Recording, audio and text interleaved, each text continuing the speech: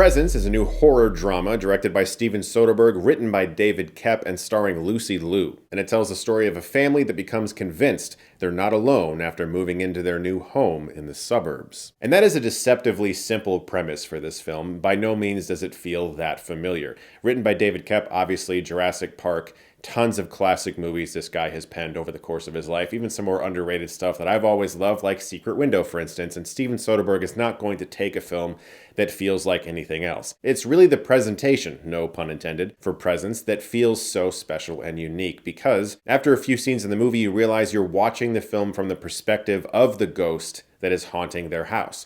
And so long, flowing, Steadicam shots are following these characters around the home, lots of unbroken oneers, and many wide shots, usually shot with a wide-angle lens. The film is essentially devoid of a close-up. And just that small detail alone, I have never seen in a horror film outside of Skinamarink, which had no human faces in the film.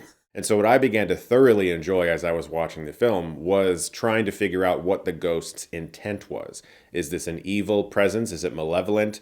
Does it want to help them? Does it know them? Is it just some stranger ghost? What's the point of this thing being here? Why is it watching so intently? And why is it making the choices it's making? That is something I have never seen in a horror film before. It won't work for everyone. This isn't an Insidious or a Conjuring film. It's not meant to be a jump scare every 5 minutes.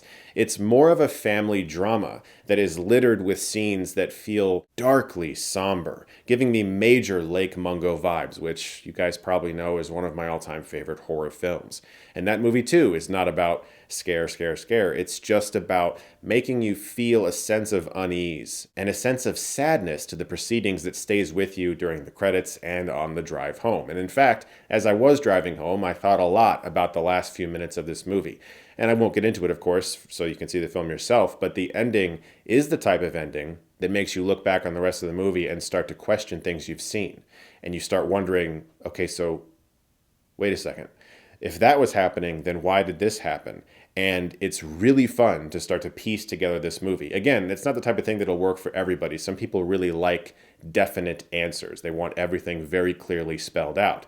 But Presence has a way of making you question things, especially based off of its ending, and making you look back on choices that the entity was making, and now you're questioning what your reading of the movie actually is. And even now, as I sit here filming this, I'm still kind of pondering over it myself and collecting things in my head and trying to piece things together.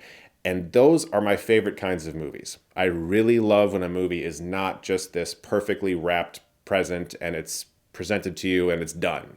I really love movies that stay with you and make you want to talk to people after the ending and really get into the whole nitty-gritty of it. The final minute of this movie did send chills down my face through my spine. It made me think about the rest of the movie in a completely different way, and I think it's a very unique way of approaching this idea. Your mileage will vary, though, whether or not you appreciate the way the film is helmed, because it is a lot of very long Steadicam sequences that cut to black and then you're into a new one. That also means that there are things that we don't necessarily know when the film ends.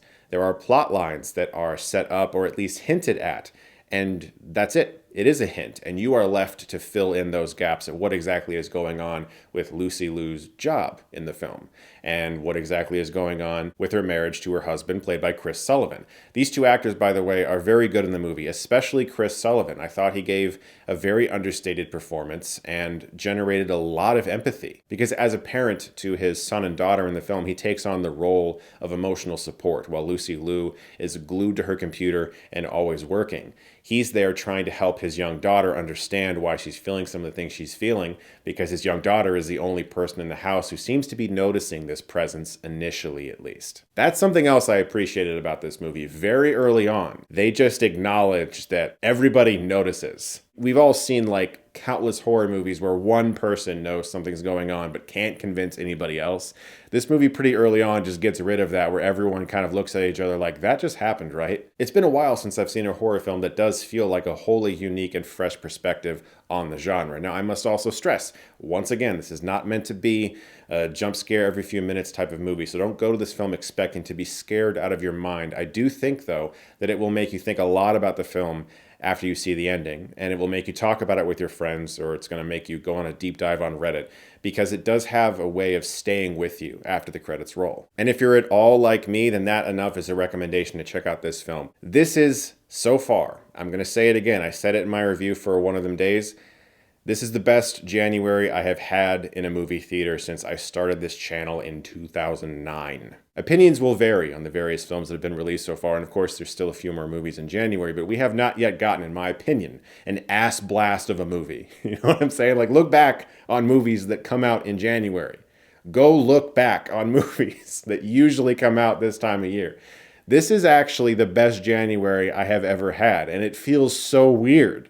I love it. Speaking of movies I'm looking forward to, next month, February 21st, Osgood Perkins' new film, The Monkey, based off of a short story from Stephen King, will be in theaters. I loved his last film, Longlegs. I saw it twice in theaters, and I am very much looking forward to seeing anything that he directs in the future, and of course, anything with King's name on it. It stars Theo James, Elijah Wood, and Tatiana Maslany, amongst many others. I'm looking forward to it, and I hope you guys are too. Once again, it comes out on February 21st. Be sure to check it out in theaters. Thank you so much, as always, for watching. And if you like this, you can click right here and get Stuckmanized.